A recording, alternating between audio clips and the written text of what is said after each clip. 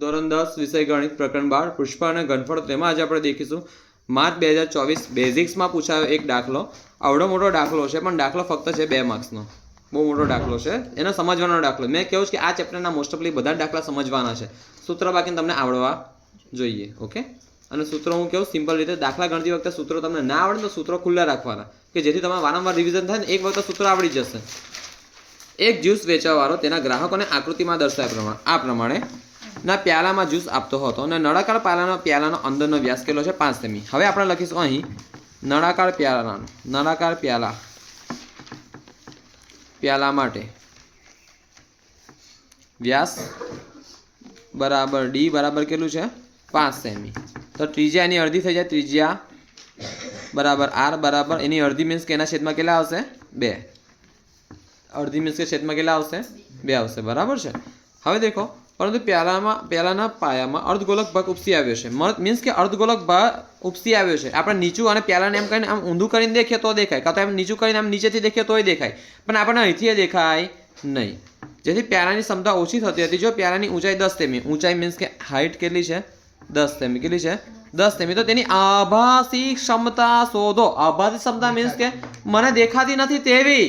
હું સાદી ભાષામાં વાત કરું, મને અહીંથી દેખાશે કે નીચેથી ખાડો છે? ના, પણ એમ કે ઊંધી કરીને દેખાશું તો મને દેખાશે.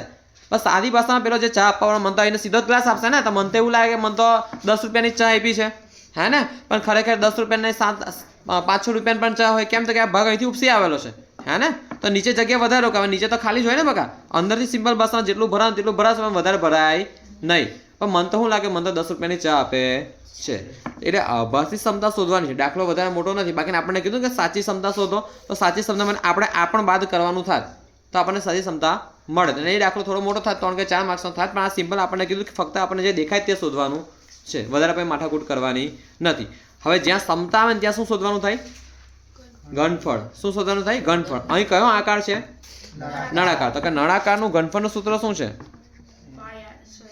નળાકારનું ઘનફળ બરાબર, અથવા લખજો નળાકાર પ્યાલાનું ઘનફળ બરાબર પાય આર સ્ક્વેર એચ. હવે પાય કેટલા છે? આપણને કીધું 3.14 લો, તો 3.14 ની જગ્યાએ આપણે કેટલા લખીશું? 314/100 લખાશે. કેમ કે પોઈન્ટ પછી કેટલા આંકડા છે? 1 અને 2. તો કેટલા શૂન્ય મૂકું? 1 અને 2. ધ્યાન નહીં. તો કે 314/1 ને 2 મીંડા 100 ગુણ્યા આર સ્ક્વેર. તો કે આર કેટલા છે? 5/2. બીજો છે કે 5/2 ને ઊંચાઈ કેટલી છે? 1 10. હવે ધ્યાન અહીં જો, 1 શૂન્ય ગયું, 1 શૂન્ય ગયું. અહીં લગીને સમજ પડે છે? પાક્કો સમજ પડે છે?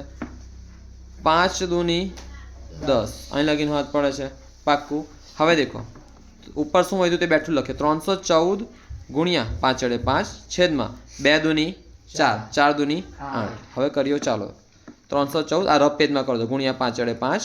5 ચોખ્ખું 20 શૂન્ય વધી 2, 5 એકુ 5 ને 2 7, 5 તાલી 15, 15 15 70, 70 ભાગ્યા કેટલા કરવાના છે? 8/8.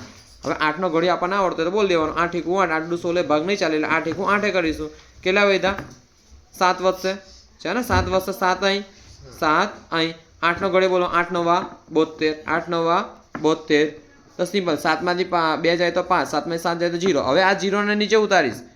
8 એકુ 8, 8 16, 8 24, 8 32, 8 40, 8 6 48, 8 6 48. તો કે અહીંયા ભાગ ચાલશે. 8 6 48. સિમ્પલ ભાષામાં 50માંથી 48 જાય તો 2 વધે. પણ અહીંયા આગળ કઈ છે કશું? ના, ઉતારવા જેવું કશું છે નથી. પણ હજુ એ 2 છે. હજુ આપણે પોઈન્ટમાં જવાબ લાવવો છે તો કેમ ના લાવીશું? અહીં પોઈન્ટ મૂકો, અહીં પોઈન્ટ મૂકો, આગળ શું મૂકો? 0 0 0. હવે આ એક શૂન્ય નીચે ઉતારીશ, તો કે 8ના ગણ્યામાં વાત કરો તો 8 દૂની 16, 8 દૂની 16. આ 20માંથી 16 જાય તો કેટલા વધે? 4. તો કે 4. હજુ પણ 1 0 નીચે ઉતારીશ તો કે 8 5 40, 8 5 40. એટલે જવાબ શું આવે છે આપણે? 196.25. 196.25. પણ શું એકમ? સેમીનો ઘન. 196.25 સેમી ઘન. આ તમારો જવાબ આવે છે. અને બહુ ઝીલો દાખલો છે, ખાલી સમજવાનો છે. જો તમને વાસ્તવિક ક્ષમતા પૂછી હોત ને તો તમારે આને પણ બાદ કરવાનું થાત. એના તમને આંકડા આપ્યો હોત તો બાદ કરવાનું થાત.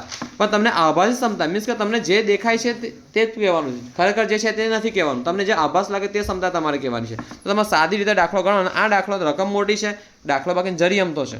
2 લાઈનનો દાખલો છે, ખાલી તમને સમજાવ્યું એટલે થોડું મોટું થયું, બરાબર. બહુ હેલો દાખલો અઘરો છે નથી. એટલે કે સૂત્ર બકા એક મગજમાં રાખો ને મોડે કરો. નહીં સૂત્ર મોડે થાય તો પછી કંઈ નહીં. આપણે રોજ જ સૂત્ર મોડે કરવાનું છે, રોજ જ મોડે કરવાનું મીન્સ કે રોજ જ હું તમને બોલાવીશ સૂત્રો, બરાબર છે. અને બોલવા જ પડશે બકા તમારે. તો આ દાખલો પૂરો થાય છે.